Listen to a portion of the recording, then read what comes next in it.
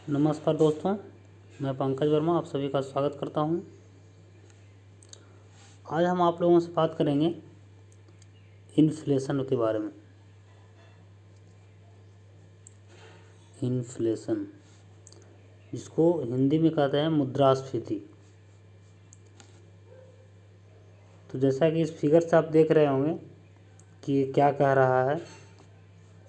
ये जो ग्राफ आपको दिखाई दे रहा है, अगर मुद्रास्फीति के बारे में आप अगर थोड़ा बहुत भी जानते होंगे तो उसका तात्पर्य ये समझते होंगे कि जब मुद्रास्फीति बढ़ जाता है तो इसका मतलब महंगाई बढ़ जाता है। तो हम आम बोलचाल की भाषा में मुद्रास्फीति को महंगाई ही कहते हैं, लेकिन फिर भी तकनीकी अंतर है। महंगाई अलग चीज़ है और मुद्रास्फीति को अर्थव्यवस्था के रूप में अलग रूप से परिभाषित किया गया है। उसके कई मायने हैं। तो अब हम बात करते हैं कि मुद्रास्फीति में होता क्या है। अब इतना तो समझिए कि महंगाई को ही मुद्रास्फीति कहते हैं। महंगाई, मुद्रास्फीति में महंगाई होती है, यानी कि महंगाई बढ़ती है। जिसे कहने का मतलब है कि आप किसी वस्तु को 5 रुपया में ख़रीद रहे थे, वो अगर 8 रुपया में मिलने लगे, 10 रुपया में मिलने लगे, है ना, तो समझिए कि मुद्रास्फीति बढ़ रहा है। जैसा कि आप ग्राफ से देख रहे हैं कि यहाँ मान लीजिए कोई वस्तु का कीमत 5 रुपया था और वो वस्तु धीरे धीरे बढ़ते बढ़ते बढ़ते बढ़ते मान ली 5 साल के डिफरेंस पे ये वस्तु का कीमत हो गया 50 रुपया, है ना। तो ये चीज़ें मुद्रास्फीति है। अब आपको समझना है कि मुद्रास्फीति में होता क्या क्या है।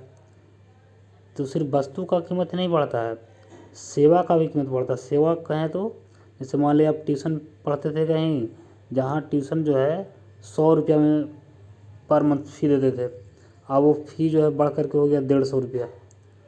तो वहाँ भी आपको ज़्यादा भुगतान करना पड़ रहा है। या कहीं आप बस से अपने गांव से शहर की ओर जाते थे तो उसका किराया जो है 20 रुपया लगता था, वो 35 रुपया लग रहा है। तो ये भी मुद्रास्फीति का स्वरूप ही है, मतलब मुद्रास्फीति के अंतर्गत ही आएगा ये सब चीज़ें। यानी कहने का मतलब है कि वस्तुओं और सेवाओं, जैसे आप ट्रांसपोर्ट का सहारा ले रहे हैं, बस से जा रहे हैं, कहीं आ जा रहे हैं, रेलगाड़ी से जा रहे हैं, तो क्या आप सेवाओं का सहयोग ले रहे हैं। नहीं, कहने का मतलब सेवा ले रहे हैं आप, तो सेवा ले रहे हैं तो उसके बदले आपको पैसा पे करना पड़ता है। तो पैसा जो पे करना पड़ता है उसके अगर मूल्य में बढ़ोतरी हो जाए तो समझिए कि वो क्या है, मुद्रास्फीति है। यानी हम सिंपल तरीके से ये कह सकते हैं कि वस्तुओं और सेवाओं के मूल्य में निरंतर बढ़ोतरी की वह दशा है जिसमें मुद्रा की क्रय क्षमता क्या होती है, कम जाती है। अब मुद्रा के यहाँ पे एक टर्म ये यूज हुआ, पहला तो मूल्य में क्या हुआ, मुद्रास्फीति में क्या होगा, वस्तु और सेवाओं के मूल्य में बढ़ोतरी होगा। और दूसरा क्या होगा उसी के साथ साथ कि क्रय क्षमता जो होगा, किसका, पैसे का, क्रय क्षमता जो है कम जाएगा। ये ध्यान रखिएगा। क्रय क्षमता कमने का मतलब ये है कि आप 100 रुपया में पहले, ऐसे मान लीजिए 100 रुपया में 3 किलो चीनी खरीदते थे, अब 2 किलो खरीद रहे हैं। तो क्या हुआ, पैसा का जो क्रय क्षमता था 100 रुपये का, वो क्या हुआ, कम गया, क्रय क्षमता कम गया। तो हम इसी चीज़ को आगे समझते हुए डिटेल से आगे बढ़ते हैं। जैसे आपसे पूछा जाए कि मुद्रास्फीति क्या है, तो सिंपल बताइएगा, वस्तुओं और सेवाओं के मूल्य में निरंतर बढ़ोतरी की वह दशा है जिसमें मुद्रास्फीति का क्रय क्षमता, मुद्रा का क्रय क्षमता कम जाता है। सिंपल।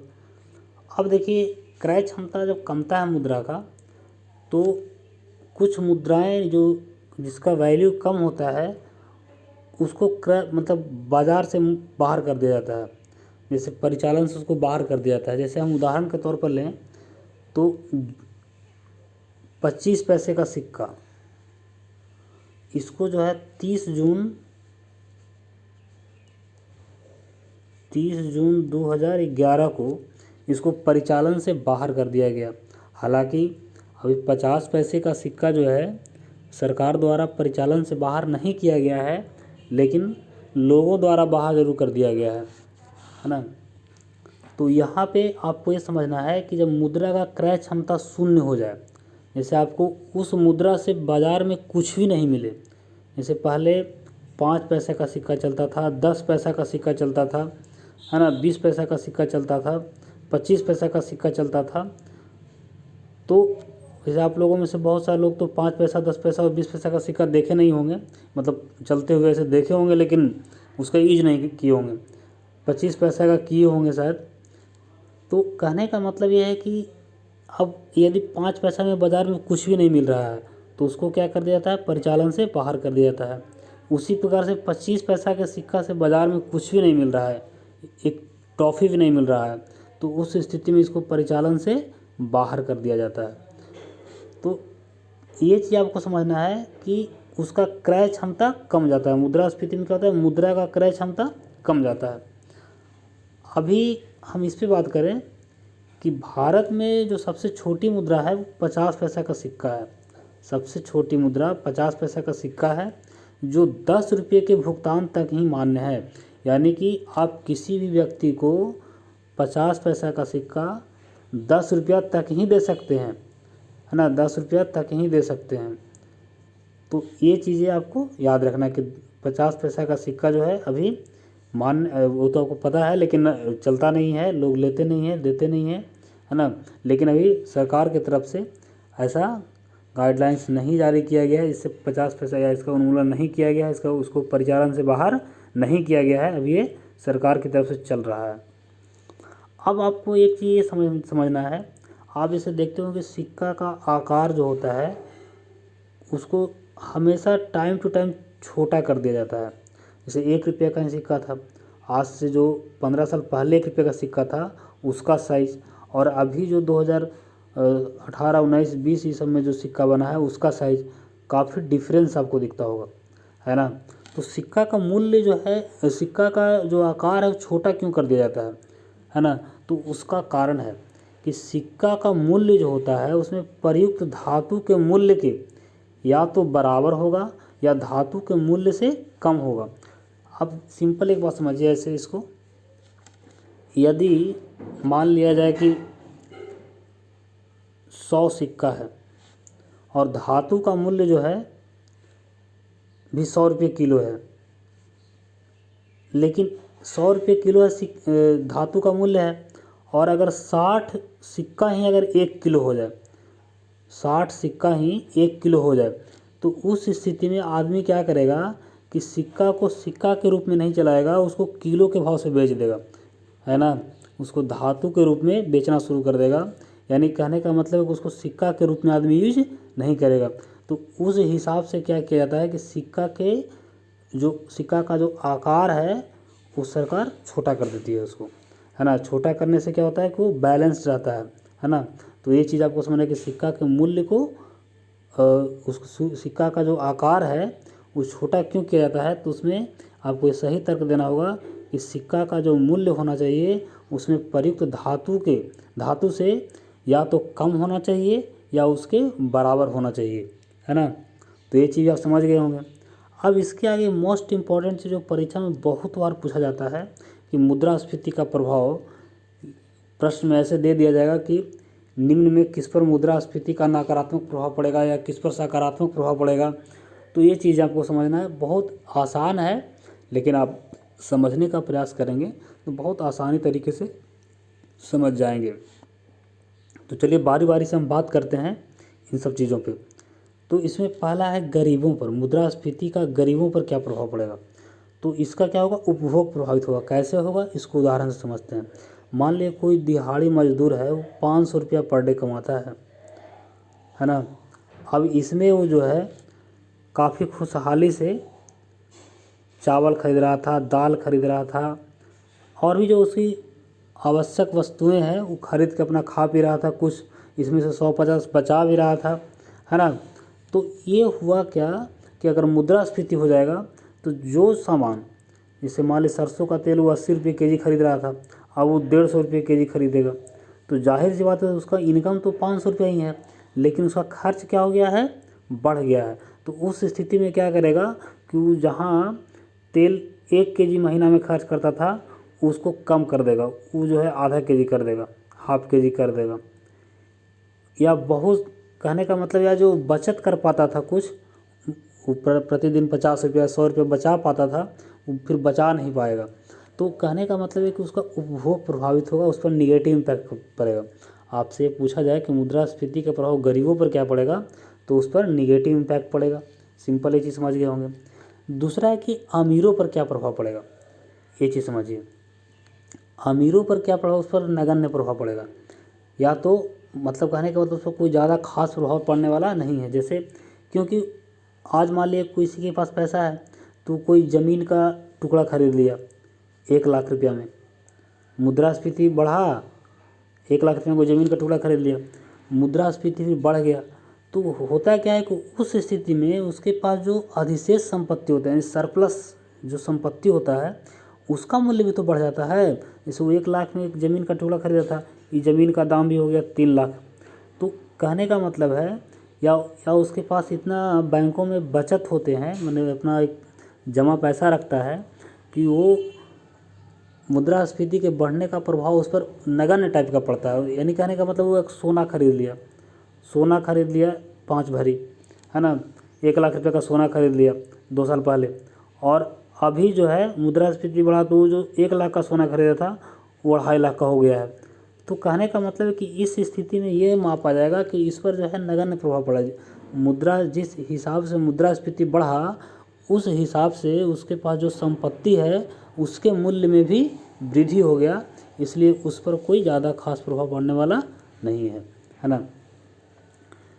नेक्स्ट है उपभोक्ता पर क्या प्रभाव पड़ेगा। उपभोक्ता यानी कि जो कंज्यूम करता है, जैसे कोई व्यक्ति अगर प्रतिदिन चावल ले रहा है, आटा ले रहा है, तेल ले रहा है, मैंने कहने का मतलब है कि जो ज़रूरत की सामान है वो प्रतिदिन खरीद रहा है, तो उस स्थिति में उस पर क्या प्रभाव पड़ेगा मुद्रास्फीति का। तो जाहिर सी बात है उसको लॉस होगा, क्योंकि कोई वस्तु हम खरीद रहे हैं प्रतिदिन, है ना। ऐसे सिंपल इसी को समझिए, है ना। एक गरीब आदमी क्या एक उपभोक्ता ही तो है ना। तो इस स्थिति में क्या होगा, इसको भी लॉस होगा। इसको भी जो है जो चीज़ें वो 100 रुपया में खरीद रहा था वो खरीदने के लिए उसको 120 रुपया अदा करना पड़ रहा है ना। तो उस स्थिति में उपभोक्ता को भी लॉस हो गया। उत्पादक पर क्या प्रभाव पड़ेगा, अगर इस पर बात करें हम, तो देखिए अगर मान लिया जाए कि आपको किसी हद तक लगता है कि उसको प्रॉफिट नहीं होगा, तो इतना जान लें इसको लॉस भी नहीं हो सकता। क्योंकि अगर मान लिया जाए किसी वस्तु को उत्पादन करने में किसी उत्पादक को 100 रुपया लग रहा है, तो जाहिर सी बात है वो 100 रुपया में उत्पादन कर रहा है तो 90 रुपये में तो नहीं बेचेगा, 110 में बेचेगा, 105 में बेचेगा, 115 में बेचेगा। तो कहने का मतलब है कि उत्पादक पर जो है मुद्रास्फीति का कोई निगेटिव इम्पैक्ट नहीं पड़ता है। जहाँ तक हो सकता है वो मूल्य को जितने रेशियो से मुद्रास्फीति बढ़ा है उससे ज़्यादा रेशियो से बढ़ा दे वो, तो उस स्थिति में उसको प्रॉफिट ही होगा, या उस पर हम कह सकते हैं नगण्य प्रभाव भी पड़ सकता है। उत्पादक पर कोई निगेटिव इम्पैक्ट नहीं पड़ेगा, क्योंकि मूल्य जैसे बढ़ेगा उस हिसाब से वो अपने वस्तु का भी मूल्य बढ़ा देगा। इसके बाद आगे देखिए रोजगार पर क्या होगा। मुद्रास्फीति बढ़ेगा तो रोजगार क्या होगा। अब रोजगार देखिए, आपको लग रहा है कि रोजगार वृद्धि तो मुद्रास्फीति बढ़ाना चाहिए। जब रोजगार वृद्धि होगा, रोजगार में वृद्धि होगा तो मुद्रास्फीति बढ़ाना चाहिए। देखिए होता क्या है कि मुद्रास्फीति बढ़ने का मतलब है कि लोगों के पास पैसा खूब आ जाता है, बाज़ार में तरलता जो है बढ़ जाता है। तो उस स्थिति में क्या है कि लोग हर तरह के काम करना शुरू कर देते। जैसे किसी के पास पैसा है तो मकान बनाना शुरू कर दिया, है ना, उसमें रोड बनना शुरू रहता है, मतलब तरह तरह के काम होते रहते हैं, है ना। तो उस स्थिति में क्या होता है कि लोगों को रोज़गार मिल जाता है। जब मुद्रास्फीति बढ़ता है तो रोज़गार की जो सृजन क्षमता है वो क्या होता है उसमें बढ़ जाता है। तो हम ये कहेंगे कि मुद्रास्फीति बढ़ेगा तो रोज़गार पर वृद्धि होगा, नहीं रोज़गार वृद्धि होगा, है ना। ये चीज़ समझेंगे। नेक्स्ट है निश्चित आय वाले व्यक्ति। अब देखिए निश्चित आय वाले व्यक्ति को क्या होगा। जैसे निश्चित आय वाले व्यक्ति पर क्या प्रभाव पड़ेगा, तो इसको लॉस होगा। इसको लॉस कैसे होगा, वही चीज़, कोई दिहाड़ी मजदूर 500 रुपया पर डे कमाता है, मुद्रास्फीति बढ़ गया यानी मुद्रास्फीति हो गया, तो उस स्थिति में उसको जो वस्तु 500 रुपये में खरीद पाता था उसमें कुछ बचा पाता था, वो अब उसको बच भी नहीं रहा है, और उसका कंज्यूम करने का जो है कैपेसिटी है वो भी कम गया है। तो उस स्थिति में उसको क्या है लॉस है ना। अभी हम इस पर डिटेल से समझें कि 500 रुपया अगर मालिक कमा रहा है, उसमें वो जो सरसों का तेल अगर वो 80 रुपये के जी खरीद रहा है, वो अगर उसको 160 रुपये के जी मिलना शुरू हो जाए, 150 रुपये के जी मिलना शुरू हो जाए, तो जाहिर सी बात है कि उस पर क्या होगा, नेगेटिव इम्पैक्ट पड़ेगा। या निश्चित आय वाले व्यक्ति को, हम कोई फैक्ट्री में कोई मजदूर काम कर रहा है, उसको 12,000 रुपया पर मंथ मिलता है, उसमें वो अपना जीवन यापन कर रहा था ठीक से, लेकिन मुद्रास्फीति बढ़ जाने के कारण उस पर नेगेटिव इम्पैक्ट पड़ेगा। अच्छा, इसी के साथ इसे एक और समझ लीजिए कि जैसे सरकारी नौकरी वाले जो लोग होते हैं, तो उस पर भी उसको लॉस है, लेकिन उस लॉस को भरपाई करने के लिए समय समय पर उसको महंगाई भत्ता दिया जाता है ना। साल में 2 बार महंगाई भत्ता उसका बढ़ाया जाता है मुद्रास्फीति के हिसाब से कि कितना इन्फ्लेशन हुआ है ना। तो उस प्रकार से उसका हम आगे बात करेंगे कैसे डीए निकाला जाता है, जो महंगाई भत्ता सरकारी कर्मचारियों को मिलता है वो कैसे निकालते हैं वो आगे बात करेंगे। लेकिन हम ये बता रहे हैं अभी कि सरकारी कर्मचारी भी जो होते हैं निश्चित आय वाले व्यक्ति होते हैं, तो उनका ये जो लॉस है उस लॉस को भरपाई करने के लिए है ना, उसको समय समय पर उसका महंगाई भत्ता को बढ़ा दिया जाता है। ये लेकिन सरकारी नौकरी नहीं होता है, कोई प्राइवेट नौकरी कर रहा है तो वहाँ बहुत कम संभावना होती है कि आपका पेमेंट बढ़ाया जाएगा, आपको डीए दिया जाएगा, है ना। और भारत के जो अधिकांश आबादी है वो समझिए कि प्राइवेट सेक्टर में ही जॉब कर रही है। नेक्स्ट है परिवर्तित आय वाले व्यक्ति। अब परिवर्तित आय वाले को क्या होगा, प्रॉफिट होगा। अब इसे परिवर्तित आय कहने का मतलब ये है कि मान लिया जाए कि आप एक दुकान खोले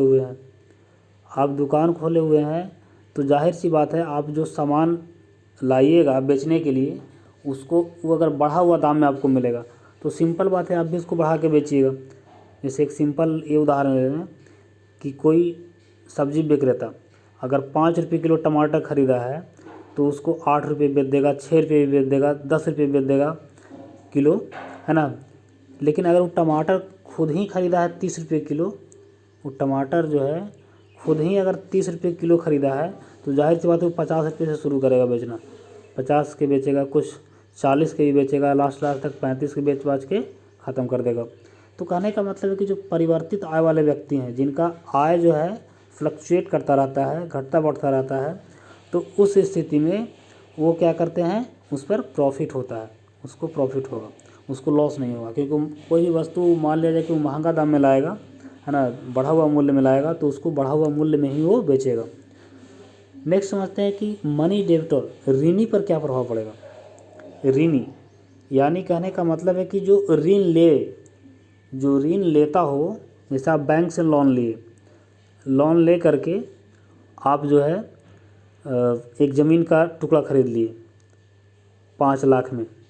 अब क्या हुआ कि 1 साल के बाद आपको इस पे जो ब्याज देना पड़ा है 5 लाख पे, मान लिया जाए कि 1 लाख रुपये आपको ब्याज देना पड़ा है, 1 लाख आपको ब्याज देना पड़ा है, लेकिन ये ज़मीन का जो कीमत है ये 8 लाख हो गया।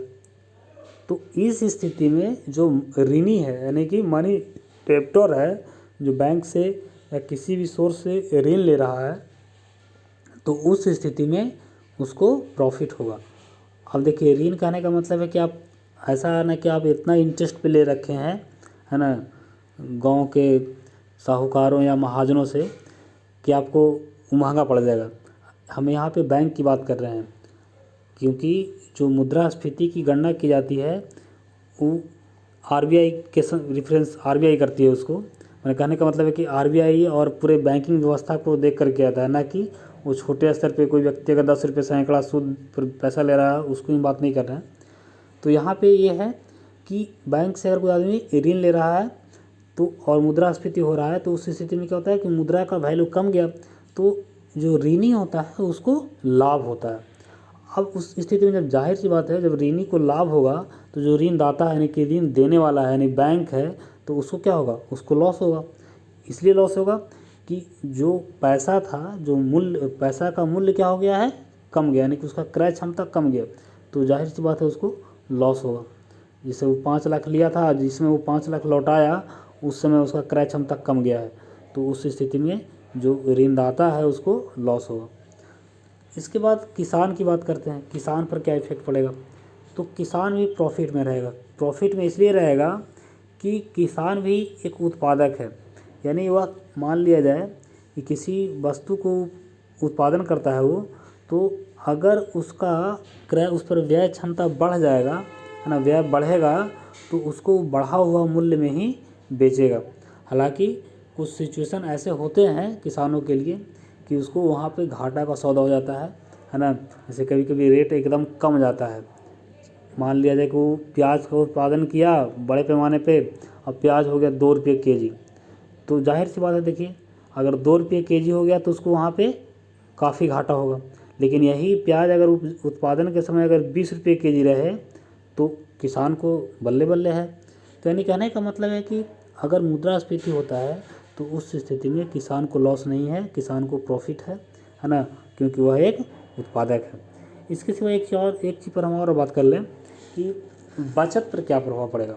बचत पर, अब बचत पर क्या प्रभाव पड़ेगा, इस पर कहने का मतलब प्रतिकूल प्रभाव पड़ेगा। जैसे आप मान लिया जाए कि प्रतिदिन 500 रुपये कमा रहे हैं और उसमें से 100 रुपया बचा करके रख रहे थे कि भविष्य में बेटा या बेटी को पढ़ा करके कुछ अच्छे ओहदे पे पहुंचाएंगे इस पैसा से। जब मैट्रिक इंटर कर लेगा तो उसको पढ़ाने के लिए हम और पैसा जो लगेगा उसके लिए हम अभी से ही जमा कर रहे हैं। तो उस स्थिति में मान लें कि बचत क्या होगा, बचत पर प्रतिकूल प्रभाव पड़ेगा।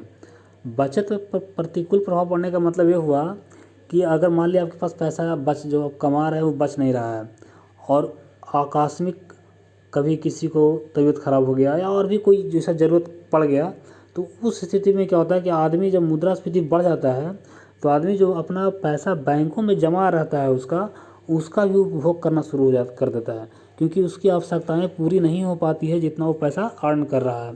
तो उस स्थिति में क्या होता है, बैंकों का जो पूंजी है, बैंक में जो पूंजी है वो भी प्रभावित होता है। तो बैंक ये कोशिश करती है कि हम इस पर जो ब्याज है वो ज़्यादा दें जिससे लोग पैसा नहीं निकालें। तो वो एक अलग मुद्दा हो जाएगा, हम आगे पढ़ेंगे उसको, जब मौद्रिक नीति पढ़ेंगे तो उसमें हम बताएंगे सब चीज़ें। लेकिन आपको यहाँ पे ये इतना सिर्फ जानना है कि बचत पर भी प्रतिकूल प्रभाव पड़ेगा, है ना। लोग बचत उस स्थिति में क्या करेंगे कि बैंकों से निकाल करके उपभोग करना शुरू कर देंगे, जिससे बैंकों का जो कुल पूंजी है उसमें भी कमी आएगी। और बैंकों का तो पता है कि पूंजी वही है जो कहने का मतलब खाता धारक का या लोगों का पैसा वहाँ जमा है, उसी पैसों को फिर ब्याज दे करके पैसा कमाते रहती है बैंक। तो अगर उसका जमा पूंजी ही अगर घट जाएगा तो बैंक का फिर क्या होगा, प्रॉफिट होना कम जाएगा ना, उसको जो ऋण देने की जो क्या क्षमता है उसको वो कम जाएगा। तो सब आगे मौद्रिक नीति में हम बात करेंगे, लेकिन अभी आपको इतना यही जानना है। तो उम्मीद करते हैं कि आप लोगों को ये वीडियो अच्छा लगा होगा। अगर वीडियो अच्छा लगा तो आप इसे लाइक करें, अपने दोस्तों को शेयर करें और अधिक से अधिक लोगों तक इसे पहुंचाने का प्रयास करें। धन्यवाद। आज के लिए इतना ही।